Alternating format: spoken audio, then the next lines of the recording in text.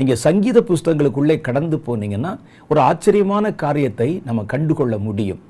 அவர் உயிருக்கு பயந்து ஓடும்போது கூட, மலை குகைகளிலும் கெபிகளிலும் ஒளிந்திருக்கும் போது கூட, அவர் சங்கீதத்தினாலும் ஞான பாட்டுகளினாலும் கர்த்தரை துதித்து பாடவும் தேவனுடைய மகத்துவத்தை தியானிக்கவும் மறந்து போகவே இல்லை.